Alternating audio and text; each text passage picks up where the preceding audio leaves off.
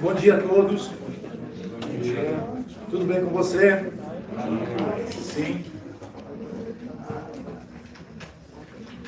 A Lisa tá chamando a atenção de todo mundo, né? Que coisa injusta. A menina é tão linda. Depois ela vai ter o momento dela. Fala para ela ter um pouquinho de paciência que ela vai ter a oportunidade de dar uma palavra para a igreja. Amém. Tudo em paz com você? Tudo bem com você? Amém? Tem alguém que nos visita pela primeira vez, que está aqui conosco pela primeira vez? Tem? Oh, que bênção! Sejam bem-vindos. Deus abençoe vocês. Que o Senhor possa estar surpreendendo vocês nessa manhã. Nós não temos nada para dar para você, mas o nosso Deus é rico. Em misericórdia, em graça, em favor, em poder e o nome. Amém? Que Deus possa te abençoar. Abençoar vocês na realidade. Queridos, a gente está aí nesse desafio de desenvolver um espírito excelente. Desenvolver algo é fácil? Juan, quanto tempo você estudou para tirar a tua licença de General Contractor? 3 anos. 3 anos. Precisou perseverar? Muito. E para aprender espanhol? Então desenvolver algo não é fácil. Você desenvolver o casamento é fácil? Não é fácil, é um desafio muito grande. Você ensinar os filhos no caminho do Senhor é fácil? É um desafio muito grande. Você se transformar em um discípulo é fácil? Não. Não é fácil. É um projeto de uma vida. E por isso que desenvolver esse processo, para mim viver o propósito, eu tenho que aguentar a pressão dos processos. Fala para mim, viver o propósito, eu tenho que aguentar a pressão dos processos. E tem pressão. A gente canta a bênção é por todo lado, né? E tem pressão por todo lado, tem pressão, ou não tem? Mas também tem muita graça e tem muito favor de Deus. Amém. Para que a gente possa seguir em frente. Então, esse tema não é peculiar de 2023, esse é um tema de toda a vida. Porque no ano de 2024 eu preciso continuar desenvolvendo o meu espírito excelente. O espírito que está em mim, ele já é excelente. Mas só que o espírito produz obras. E nem todas as obras na minha vida ainda são excelentes. Não é assim? Porque o espírito, ele é o quê? O espírito é amor, é alegria, é paz, é bondade, benignidade, mansidão, domínio próprio, tarará, tarará e tarará. São as bem-aventuranças. O Espírito é o próprio Jesus. Amém. E foi isso que Jesus estava ensinando para aquele povo. Jesus estava através da palavra. Todo o ensinamento de Jesus estava baseado em cima da palavra de Deus. E os apóstolos fizeram toda a igreja primitiva baseada em cima dos profetas, em cima da palavra de Deus. Então Jesus era e é o Logo de Deus. Em verdade vos digo. Porque uma verdade foi revelada e ele era a própria verdade. Então todo o ensino de Jesus foi baseado em cima da palavra. Porém, a palavra, ela produz características em mim e em você. E essas características, elas precisam absorver, elas precisam fazer parte da minha conduta. E isso é um desafio porque além de aprender, eu preciso colocar em prática. Agora que o Juan, quantos anos você tem a licença, Juan? 7 anos. 3 anos aprendendo e agora ele está com 7 anos praticando. Você pode fazer aquilo que você quer? Não. Com relação à construção, você pode fazer aquilo que te dá na gana? Sim. Não, não. Falei que não e estava errado. Por que tem que estudar? Ele precisou estudar para aprender os códigos, para aprender o padrão, o modelo, para como construir uma casa. Por que Jesus estava ensinando o povo? Porque existe um modelo. Existe um modelo. Fala, existe um modelo de reino. Eu não posso fazer o que me dá na gana. E Jesus estava ensinando um modelo de reino. Para você ser bem sucedido, para você ser bem abençoado, você precisa observar o modelo do casamento, modelo da criação dos filhos. A palavra, ela dá base, ela coloca a tua vida sobre um alicerce. E quem constrói essa casa sobre esse alicerce vai prosperar. Já é bem sucedido. Viver a palavra é a própria prosperidade. Tem que seguir regras. E essas características colocadas em prática nos identificam como discípulos de Jesus. O discípulo crê e busca colocar em prática tudo que Jesus ensina. Quem vive os princípios de reino sabe que é abençoado. E o primeiro princípio que a gente falou é: bem-aventurados os pobres de espírito, pois deles é o reino dos céus. Ser pobre de espírito é uma... O que está escrito aí? Condição para receber o reino dos céus. Isto significa, de maneira prática, uma profunda humildade e dependência de Deus. Eu não sou justificado pelas minhas obras. Cristo me justifica. A palavra relata que dois vão para o templo orar. Um fariseu e um publicano. O fariseu fala assim: eu dou dízimo, eu oro, eu sou o cara. E coitado desse que não sabe nem o que ele está fazendo aqui. O publicano batia no peito e falava assim: Deus tem misericórdia da minha vida, porque eu sou um pecador. Você tem coragem de falar isso? Eu sou um pecador? Sim.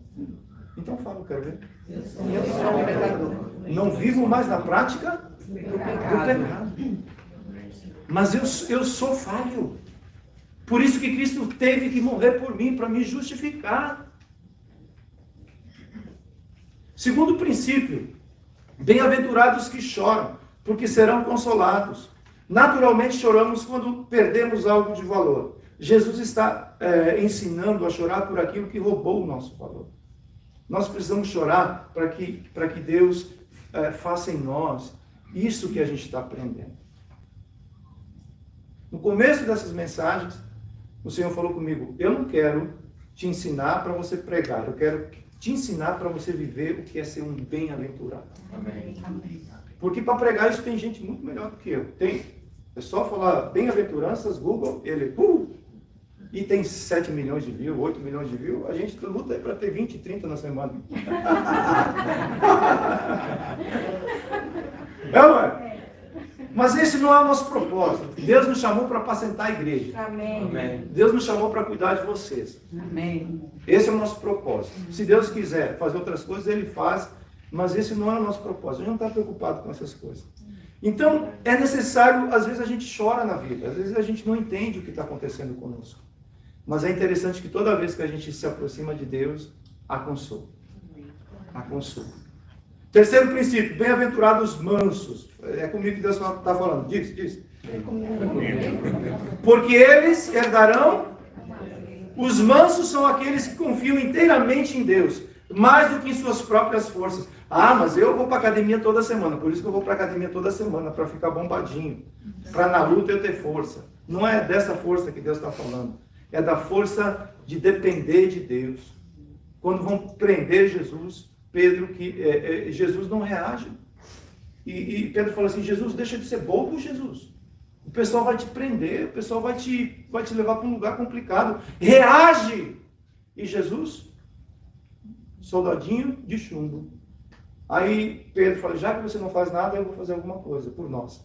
E corta a orelha de Malco. E Jesus fala assim: Pedro,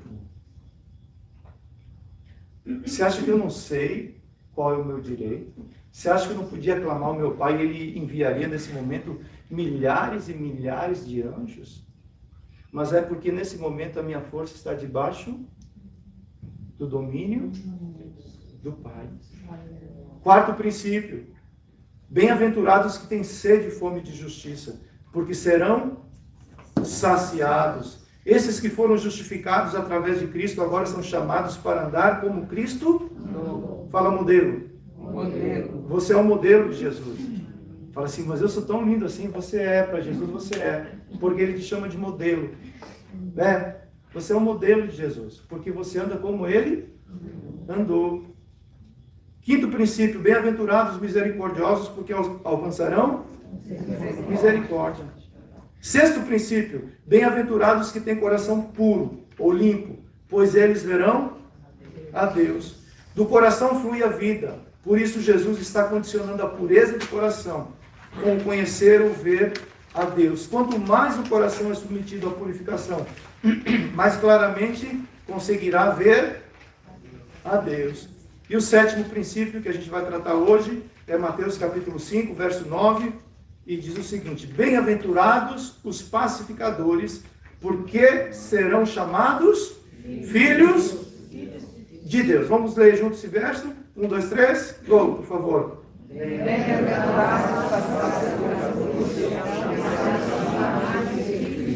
Para ensaio foi maravilhoso. Uma vez mais. 1, 2, 3, go.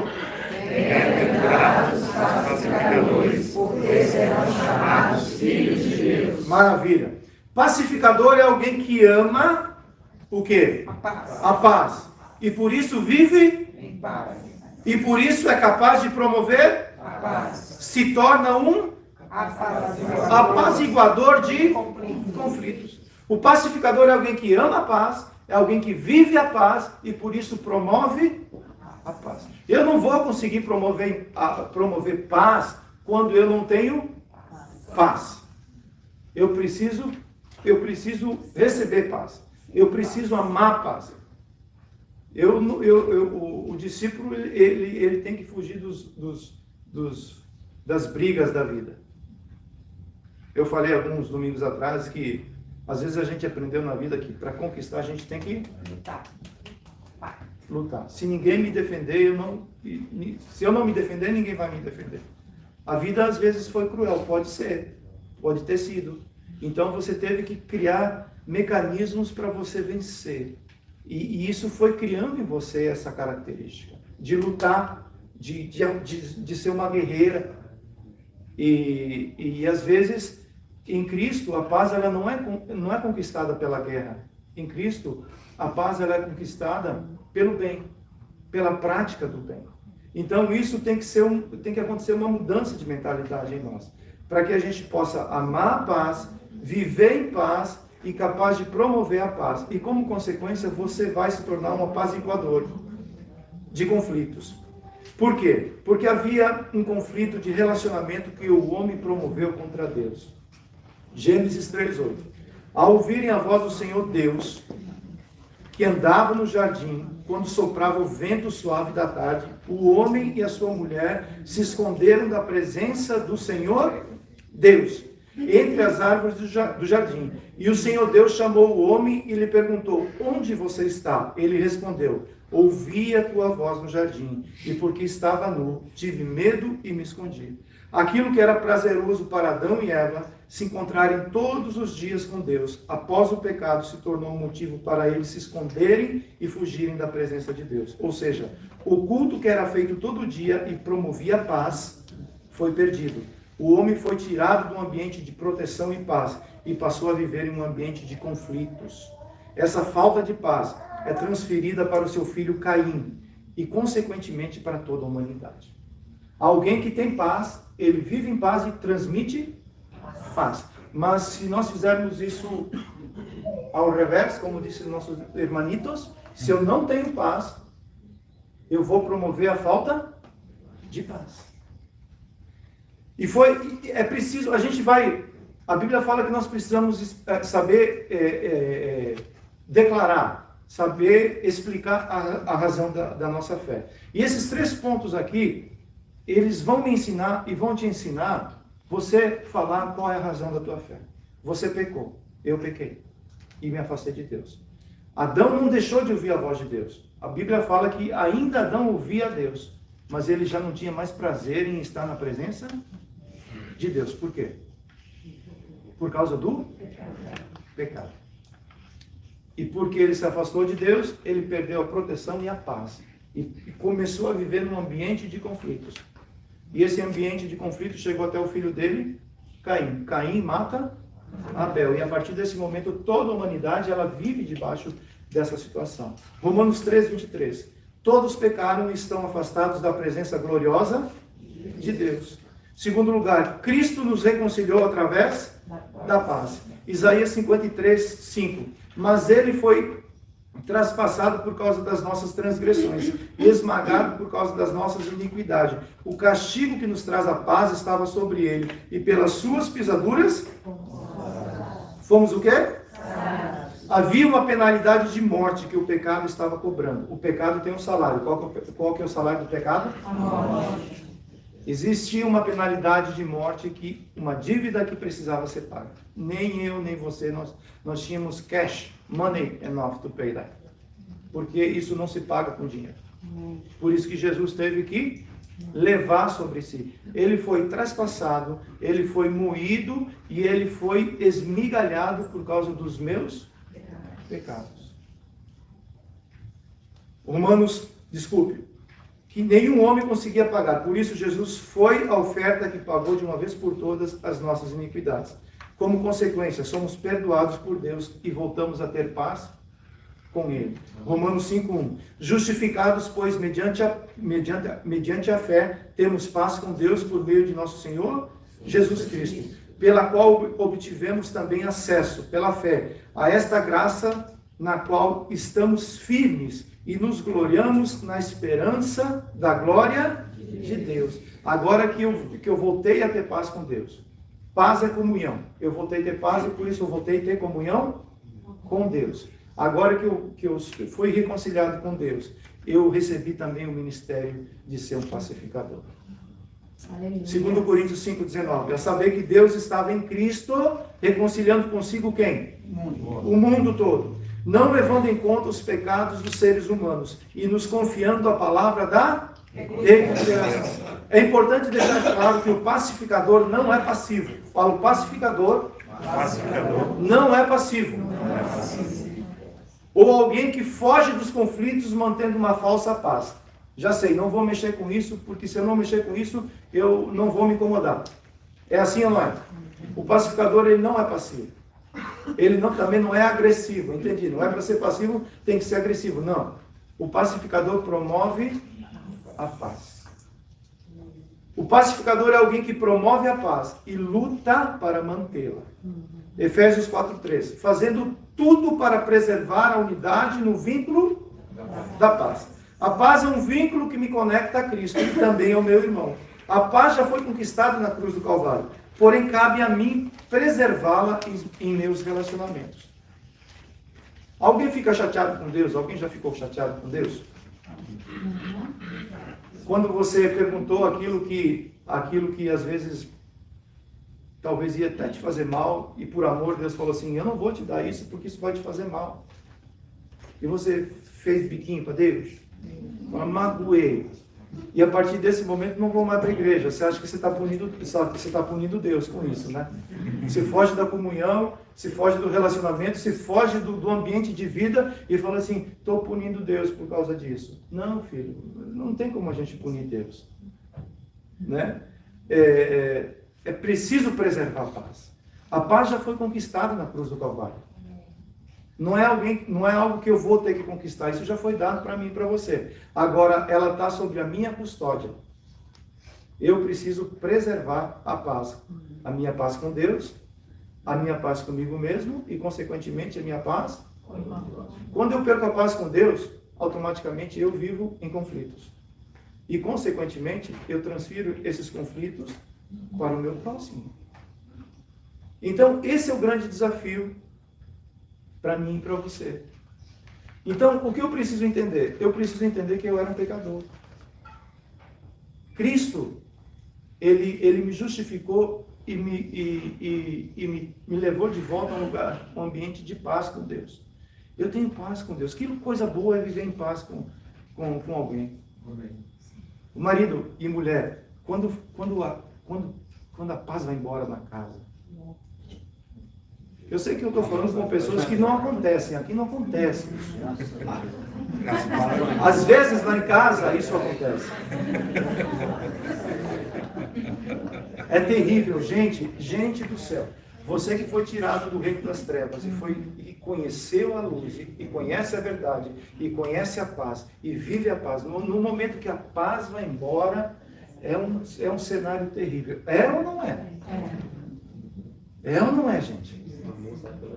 Hã? O amor vai sair pela janela. Se fosse só o amor, tudo bem, né? Então, alguém que foi reconciliado com a paz, agora precisa lutar para manter a paz. Precisa abrir mão. Precisa falar assim, eu sou alguém que tem um compromisso com a paz. Quando Abraão olha para Ló e vê aquele conflito, Abraão fala assim, cara, eu sei que talvez não... O que eu vou fazer não é o ideal. O afastamento não é o ideal. Mas para que possa ter paz entre nós nesse momento, é porque eu quero preservar a paz. Eu quero viver num ambiente de paz. Eu não quero perder isso que Deus tem me dado. Porque paz é comunhão com Deus, é comunhão com meu irmão. Amém. Se eu perco a paz, eu perco a comunhão. E o afastamento é uma consequência. E quando você se afasta da pessoa, você, ao invés de querer amar a pessoa, você começa a julgar a pessoa. É ou não é? E aí você entra numa luta complicada.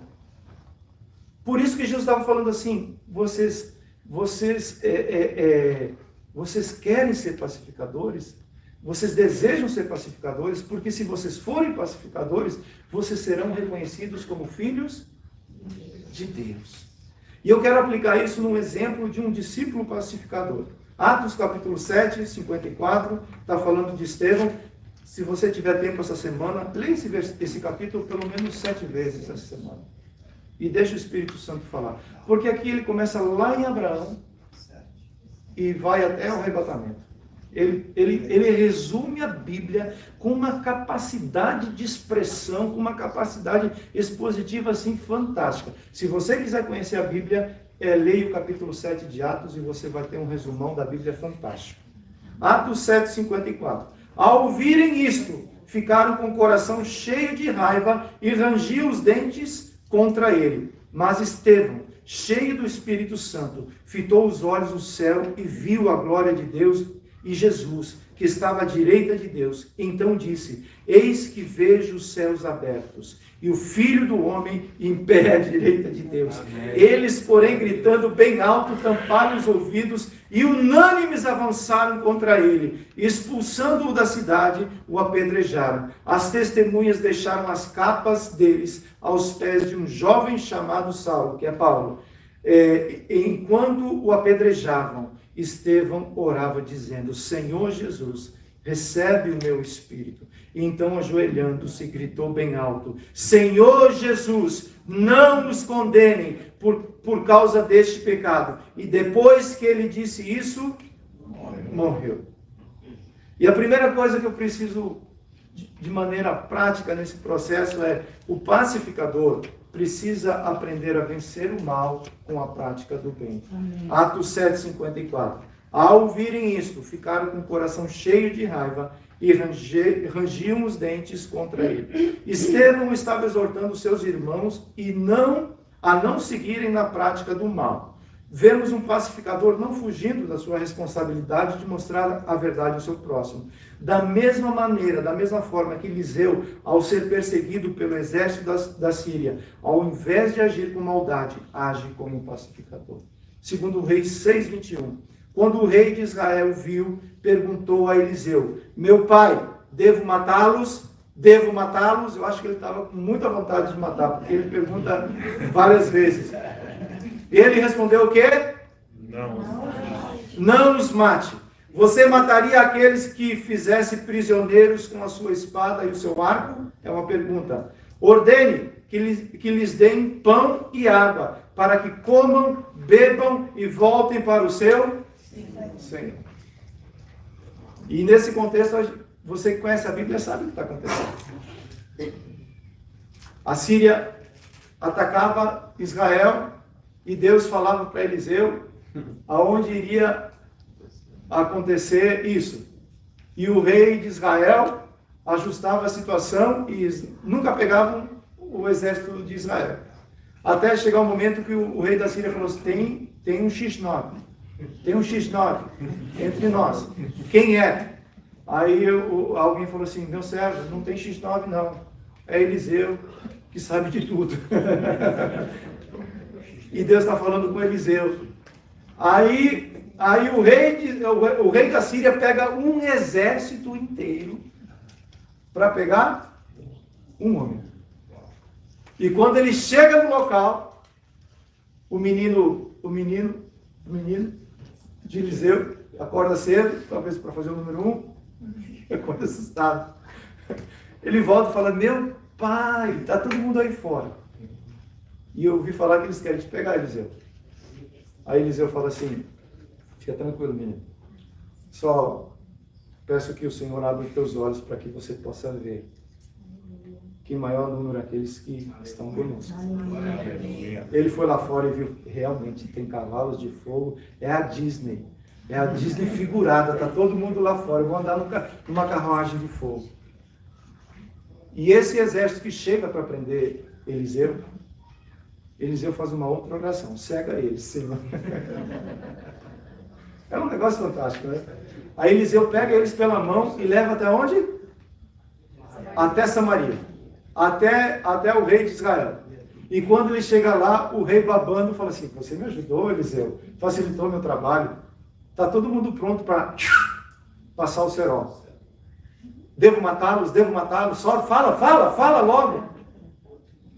Aí o pacificador, ele vence o mal como? Pela prática do bem. Mas você fez isso. Na realidade, você sempre faz isso. Aí você retruca com alguma coisa que você tem uma carta na manga. Isso só gera mais conflitos. E a Bíblia fala aqui que depois dessa situação, depois que esse pacificador agiu com o exército da Síria, nunca mais a Síria atacou Israel. Porque imagina esses soldados voltando para dar o relato para o rei. Vocês pegaram Eliseu? Eles falaram: falar você, eu não vou falar não. O que aconteceu com Eliseu? Está aí? Não, é que aconteceu uma coisa extraordinária. Quando a gente percebeu, nós estávamos na frente do rei de Israel. E tinha uma mesa preparada para nós. Tinha pão, tinha água, eles nos serviram e depois oraram por nós, falando assim: vão em paz.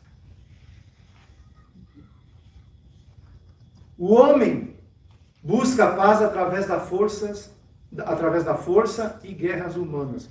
O pacificador vence as guerras humanas através da prática do bem. Romanos 12:20. As Escrituras recomendam que, se você vir o seu inimigo com fome, ofereça-lhe um bom almoço. Se estiver com sede, dê-lhe de beber. Sua bondade irá surpreendê-lo. Não permita que o mal o vença em sua vida, mas vença o mal, a natureza perversa, com a prática do bem, uma nova natureza. Somente através da nova natureza eu vou conseguir vencer o mal. Eu sou o mal. Eu quero pagar com a mesma moeda. Aqui se faz, aqui se paga. Só que conceitos de reino são diferentes. E eu preciso entender isso para ser um bem-aventurado. O maridão erra com a esposa. Lá em casa que acontece mais isso comigo. Se a esposa for justiceira, filha, é difícil. Você tem que fazer pelo menos 5 anos de advocacia para aprender a se defender. Mas se ela for pacificadora, ela não vai deixar de te exortar, porque o pacificador não é passivo. Ele vai agir com tempero para poder te ajudar, mas ele vai promover paz. Vai falar: chega aqui, encosta tua cabecinha no meu ombro e chora, né? Então, se vence o mal pela prática do bem. Segundo lugar, alguém que pratica isso, um pacificador, anda cheio do Espírito. Atos 7:55. Mas Estevão, cheio do Espírito Santo, fitou os olhos no céu. E o que aconteceu? E viu a glória de Deus e quem mais? Jesus, que estava à direita de Deus. Para a igreja primitiva, andar cheio do Espírito não era uma opção ou um privilégio de alguns mais maduros. Você é uma pessoa mais madura, o Espírito Santo, ele é assim, mais efusivo em você. O mesmo Espírito que está em mim, está em Cada um de vocês. Aleluia. Ou cada um de vocês. Não há acepção, o Espírito é o mesmo. Porém, a gente vai entender que existe uma parte que eu preciso fazer. Qual que é a minha parte? A minha parte é ser cheio do Espírito Santo, é uma condição para todos aqueles que desejavam ter uma nova vida. Efésios 5,18. E não se embriaguem com TikTok. Não se embriaguem com a rede social. Não se embriaguem com o vinho, aquilo que traz devassidão. Mas enchem-se do quê? Do Espírito. A ordem grego é um imperativo no presente e não se refere a encher-se de uma vez por todas, mas um padrão regular de vida. No grego aparecem duas palavras para diferenciar isso daí, descrevendo experiências diferentes, mas quando foram traduzidas para o português, usou-se uma única palavra, cheio, como se fosse uma única experiência. Porém, existem duas palavras, que é plimpleme e pleiros. Fala plimpleme e pleiros. A primeira, plimpleme, dá a ideia de ser cheio de fora para dentro. Foi o que aconteceu no Pentecostes. A segunda, que é pleiros, dá a entender um enchimento de dentro para fora. Agora que o Espírito entrou, ele te faz cheio. E alguém que recebeu o plimpleme promove agora pleiros por onde anda. Não é alguém que está de domingo em domingo pretendendo que passar por um plimpleme, por um novo enchimento, por uma nova experiência. Não, o Espírito já está em você. E você deve manter-se cheio do Espírito. E aí, se você continuar lendo, Paulo fala como eu me mantenho cheio do Espírito. Falando em salmos, hinos e cânticos espirituais. É um processo de busca. Isso eu tenho que fazer. O Espírito está pronto, mas a carne quer dormir até mais tarde, não quer orar, não quer ler, não quer ir para o grupo de Gé. Tem grupo aí, grupo de novo, toda semana tem esse negócio. A carne não quer essas coisas. Se você não colocar ela na cruz do Calvário, se você não colocar ela lá, ela vai determinar as obras dela. Alguém que anda cheio do Espírito fala assim, que maravilha, tem grupo com os meus irmãos, eu vou aprender. Alguma coisa eu vou aprender. E mais do que isso, eu vou lá para contribuir com aquilo que Deus fez na minha vida. Amém. A primeira experiência é um derramar. A segunda experiência é um transbordar. É diferente. A primeira experiência nos dá poder. A segunda nos dá vida. A primeira nos dá poder para testemunhar Cristo. A segunda transforma o nosso caráter como o caráter de Cristo. Amém. Passei pelas águas, que maravilha! Batizei, estou inserido no corpo, o Espírito habita em mim. Agora entra um processo de você ser cheio do Espírito, porque existe uma luta entre a carne e o Espírito o tempo todo. Se você for cheio do Espírito, você vence as obras da carne. Se você for cheio da carne, as obras da carne sufocam. O Todo-Poderoso Espírito Santo, parece que ele vai fazendo o quê? Não apagueis o Espírito de Deus. E é isso que a igreja primitiva não abria mão. De alguém que se converteu, de alguém que começou a andar na comunidade, e ser ensinado que a pessoa precisa ser cheia do Espírito Santo. E ser cheia do Espírito Santo não é uma evidência de falar em línguas. Isso é para você ser edificado. Para você ser cheio do Espírito Santo, por que eu preciso ser cheio do Espírito Santo? Para mim poder ser um discípulo de Cristo. Para mim poder ser um bem-aventurado. Para mim poder ser humilde de coração. Para mim poder ter misericórdia. Para mim poder ser um puro de coração. As bem-aventuranças, elas só acontecem se eu for cheio do Espírito Santo. Amém? E o terceiro lugar, alguém cheio do Espírito Santo recebe discernimento espiritual. Atos 7:56. Então disse, eis que vejo os céus abertos e o Filho do Homem em pé à direita de Deus. Discernimento espiritual é a capacitação para ver, ouvir e entender o agir de Deus através do Espírito Santo. Amém. O discernimento espiritual abre os nossos olhos para ver o mundo espiritual. Eliseu sabia que existia mais força na realidade invisível dos céus do que na realidade visível do exército da Síria. Há mais força em Deus do que em qualquer outra coisa. Amém. Mas para mim entender isso, eu preciso ter os meus olhos Abertos. Segundo Reis 6,15. O servo do homem de Deus levantou-se bem cedo. E ao sair, eis que tropas, cavalos, carros de guerra haviam cercado a cidade. Então o moço disse a Eliseu: ai, meu senhor, que faremos? E ele respondeu: não tenha medo, porque são mais os que estão conosco dos que estão com eles. E Eliseu orou e disse, eu gosto dessa expressão, Eliseu orou e disse, é como alguém que está falando assim, eu vou orar, mas eu sei que algo vai acontecer. Aleluia. Eu vou profetizar sobre a tua vida, mas eu sei que algo vai acontecer. Amém. Eliseu orou e disse. Porque muitas vezes a gente ora e não diz nada. Eliseu orou e disse. O que ele disse? Senhor, peço-te que abra os olhos dele para que veja. O Senhor abriu os olhos do moço. E ele viu o quê? Que o monte estava cheio de cavalos e carros de fogo ao redor de quem? Ao redor de quem? De Eliseu.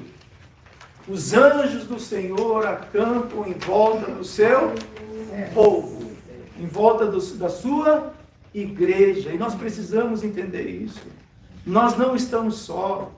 Mas eu preciso ver que Deus está trabalhando na minha vida.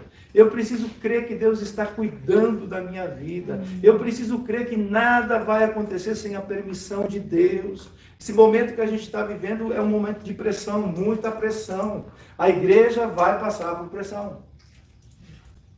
Você entende o que eu estou falando? Não. Vou repetir. A igreja vai passar por pressão. E a única maneira de nós demonstrarmos quem nós somos é no momento da moenda, no momento que eu estou sendo espremido, é nesse momento que eu revelo a minha essência. A igreja precisa passar por essa pressão, porque aqueles que confiam no Senhor são como os montes de Sião, eles não vão se abalar, eles vão permanecer firmes na promessa do Senhor. Deus trouxe livramento, Deus traz livramento e não é diferente nesse momento. Amém. Eu falei domingo passado que Deus escondeu Moisés aonde? No meio do Egito. O faraó queria perseguir, queria pegar o menino e Deus escondeu Moisés. A mesma coisa aconteceu com Jesus. Querido, será que Deus não pode fazer comigo e com você nesse momento, até você ter os teus documentos? Pode sim. Te guardar, te proteger. Não se mova pelas circunstâncias. Não se mova pela pressão. Escute a Deus e obedeça a voz do Senhor. É nesse lugar onde a gente tem segurança. Aleluia. Jesus, Deus, ele abre os olhos e Deus, ele também fecha os olhos. E guarda nenhum te encontra se Deus fala assim, fecha os olhos dessa galera todinha. Esse aqui está guardado no esconderijo do Altíssimo. E ninguém vai tocar na vida dele e ponto final. Até eu abrir uma brecha que aí é outra história. E é isso que nós precisamos entender. Não tenha medo, não tenha medo. Seja vigilante, seja prudente. Porém, não tenha medo. 1 Coríntios 2,14. Ora, a pessoa natural não... O que está escrito aí? As coisas do Espírito, e por isso são loucura. E então não pode entendê-las, porque elas se discernem espiritualmente. Eu preciso aceitar aquilo que Deus está fazendo. Porque às vezes aquilo que Deus pede para mim fazer é loucura. É ou não é? Você não foi chamado para andar no sobrenatural, mesmo que aqui na terra você é uma pessoa natural. Você é um ser natural para fazer obras sobrenaturais. Ah, mas eu não me movo daqui, eu estou falando porque eu sou os 4 pneus travados. Para mim me mover, filho, eu tenho que ver a sarça ardendo. Mas Deus tem me ensinado que não funciona assim. Se eu caminhar dessa maneira, eu paraliso o processo de Deus na minha vida. Então eu tenho que aprender a caminhar. Eu tenho que aprender a andar e confiar. Fala caminhar e andar e confiar. Fala caminhar, andar. Fala mais uma vez. Caminhar, andar e confiar. E a provisão vai chegar até a sua vida. Ai, que aperto que dá no coração. Queridos, aperto no meu coração dá todos os dias. Dá medinho? Dá medinho! Dá medinho! Mas tem que falar para Jesus, Jesus, meu coração está com medinho. Não quero nem sair de casa. Mas eu vou. Eu vou em nome de Jesus.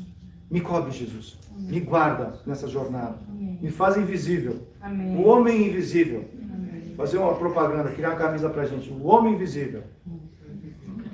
Amém? Porque alguém que discerne espiritualmente, ele tem visão espiritual. Ele sabe que a igreja passou por crises.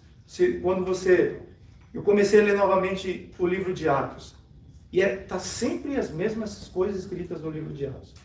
A igreja passava por perseguição, a igreja vencia, havia livramento, e o povo crescia, e a igreja crescia, Aleluia. e seguia em frente. E Jesus eu já conheço, eu sei que você conhece, para você aprender, leia de novo isso, para isso entrar no teu coração. Amém. É necessário esse coração e confiar no Senhor. Amém? Quarto lugar, o pacificador é o intercessor. Atos 7:59. Enquanto os apedrejavam, Estevão fazia o quê? Dizendo: Senhor Jesus, recebe o meu espírito. O intercessor dá luz no reino espiritual às promessas e propósitos de Deus. Amém. É uma oração para que a vontade de Deus seja feita na vida de outros.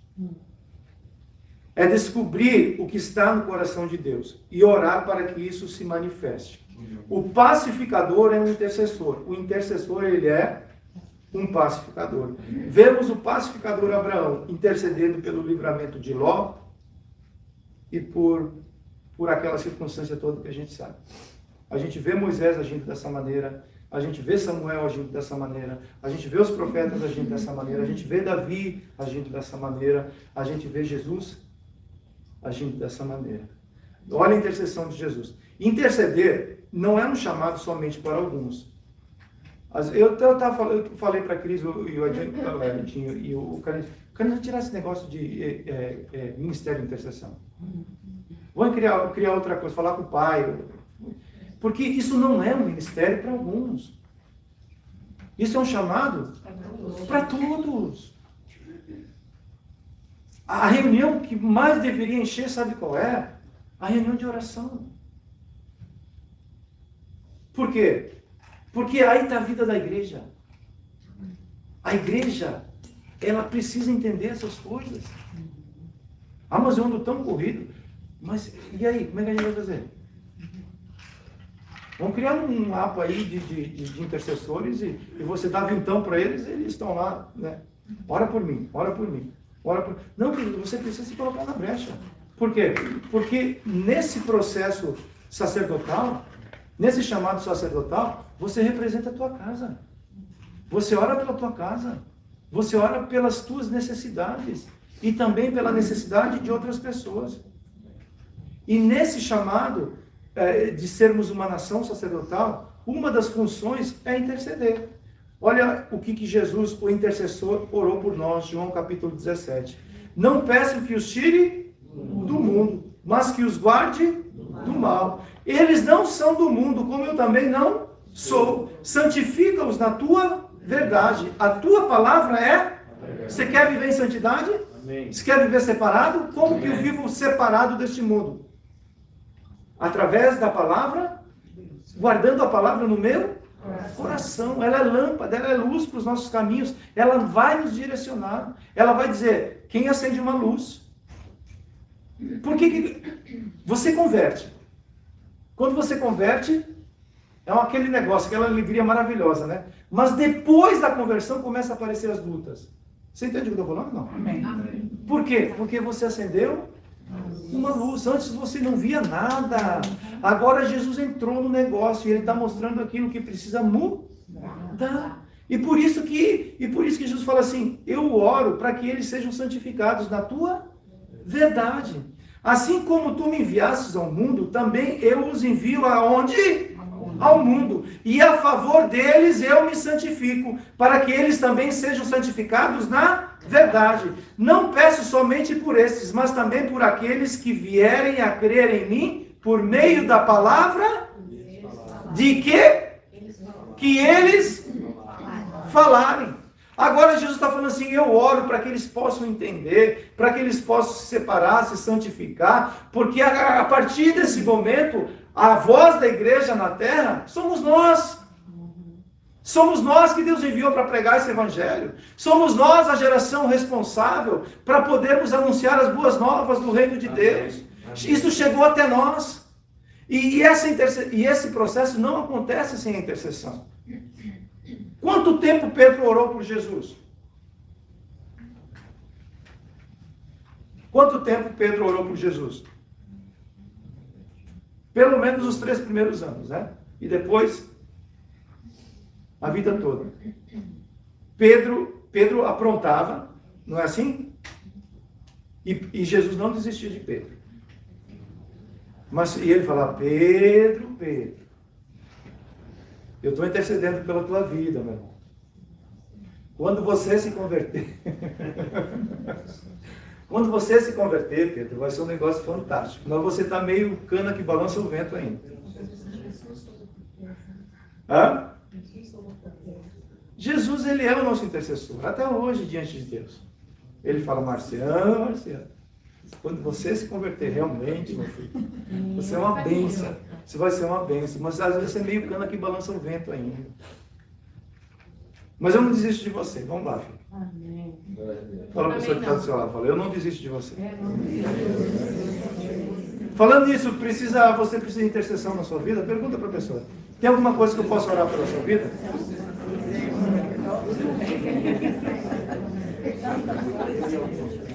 Tanta coisa. Pode começar aí. Que só com palavras não dá para dizer. E por último lugar, o pacificador perdoa, porque perdoar é um mandamento de amor. Amém. Atos 7:60, desculpe. Então, ajoelhando-se, gritou bem alto: Senhor, não os condene por causa deste pecado. E depois que ele disse isso, morreu. Paz, amor, perdão andam de mãos dadas o tempo inteiro. Amém. Eles não devem se apartar jamais da vida de todos aqueles que desejam ter um espírito excelente. Desejam se tornar um pacificador. Lucas 23:34. Mas Jesus dizia o quê? Pai? Por quê? E então, para repartir as roupas dele, lançaram sortes. Os pacificadores revelam a natureza do Pai e, como consequência, são conhecidos por Deus como filhos de Deus, pois praticam as mesmas obras do primogênito Jesus. Mateus 5:9. Vamos lá? 1, 2, 3. Leia. Os pacificadores, porque serão chamados filhos de Deus. Serão chamados filhos de quê? De Deus. Filhos de Deus. Terão um reconhecimento de Deus. Assim como Deus reconheceu a Cristo no batismo e falou, eis aí o meu filho amado. Quando você anda na terra e fazendo essas obras, Deus olha para você e te reconhece como um filho amado. Aleluia. A palavra filhos no grego é huios. É usada para especificar a descendência. O povo de Israel eram filhos de quem? De Abraão. Jesus era filho de Davi. Os pacificadores são descendentes, são filhos de Deus. Amém. Amém? E essa é a palavra que eu queria estar compartilhando com vocês.